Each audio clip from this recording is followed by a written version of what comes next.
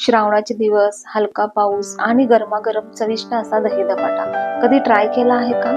श्रावणात जितक्या सणाला गोडाचं जेवढं महत्व आहे तितकंच या तिखट धपाट्याला सुद्धा आहे। आमच्या इकडे श्रावण महिन्यातल्या उपवासाच्या दिवशी म्हणजे मंगळवारी आणि शुक्रवारी हे धपाटे नेहमी केले जातात। चला तर मग वेळ न घालवता धपाटे करायला सुरुवात करूया। इथे मी जवळपास 125 ग्रॅम हिरव्या मिरच्या घेतल्या आहेत मसाला करण्यासाठी।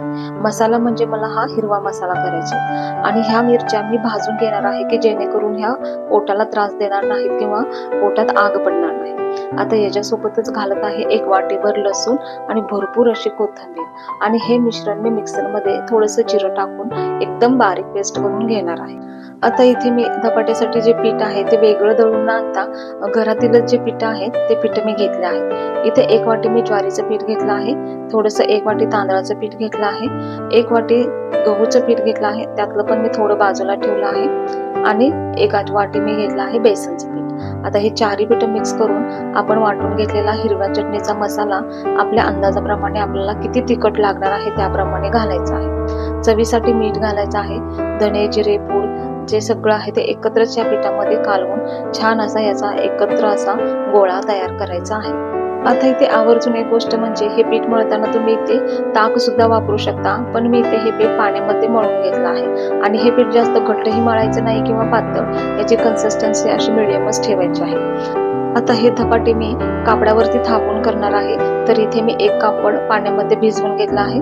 भाकरीच्या आकाराचा एक गोळा घेऊन एका हाताच्या साहाय्याने मी असं सगळीकडून गोल आकारात थापून घेत आहे। जेव्हा गरज असेल तेव्हा पाण्यामध्ये हात बुडवून परत थापून घ्यायचं आहे, जेणेकरून हाताला हे पीठ परत चिटकून वरती येणार नाही। अशा पद्धतीने मी हे पोळपट फिरवून सर्व बाजूने पातळ एकसारखा असा हा धपाटा थापून घेत आहे। तोपर्यंत इकडे माझा तवा सुद्धा छान गरम झालेला आहे।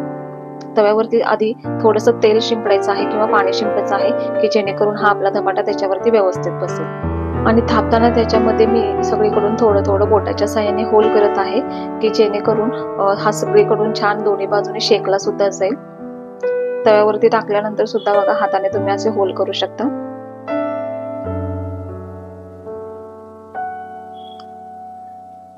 दोन्ही बाजूने छान शेकून त्याला दोन्ही बाजूने सुद्धा असं तेल लावायचं आहे आणि असे धपाटे शेकून घ्यायचे आहेत। तुम्ही सुद्धा श्रावणात असे खमंग चविष्ट धपाटे करता का?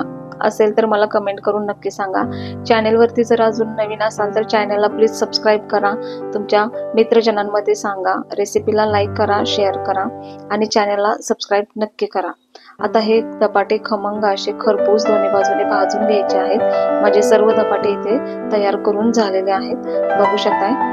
असे हे खमंग आणि पौष्टिक धपाटे तुम्ही दही, लोणचं, उसळी किंवा शेंगदाण्याच्या चटणी सोबत खायला घेऊ शकता। जर रेसिपीला आवडल्यास परत एकदा सांगते, सबस्क्राईब करा, चॅनलला लाईक करा। तोपर्यंत स्वस्त रहा, धन्यवाद।